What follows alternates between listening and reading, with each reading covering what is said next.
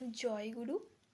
একদিন শরৎদা শ্রী শ্রী ঠাকুরের কাছে বলছেন, একটা ভালো আত্মা যেখানে আসে সেখানে বুঝতে হবে পিতামাতার ওপর সুষ্ঠু অনুরাগ বর্তমান।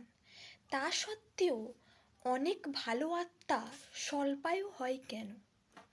শ্রী শ্রী ঠাকুর বলছেন, আয়ু নির্ভর করে মাতৃগর্ভে থাকাকালীন ক্ষমতার উপর। ক্ষমতা যত বেশি হয়, পাওয়ার অফ রেসিস্টেন্স অর্থাৎ প্রতিরোধ ক্ষমতা তত বেশি হয়। পিতামাতা উভয়ের সর্বাঙ্গীন সঙ্গতির ওপর আবার ওই ক্ষমতা নির্ভর করে। স্বামী স্ত্রীর এই সঙ্গতির ভেতর দিয়ে একটা উচ্চ স্তরে হয়তো পৌঁছতে পারে, কিন্তু সেটা হয়তো শর্ট ওয়েভ, ক্ষীণ তরঙ্গওয়ালা, দীর্ঘস্থায়ী নয়। তাতে যে আত্মা প্রবেশ করে সে ওই রকম স্বল্পায়ু হয়। জয়গুরু।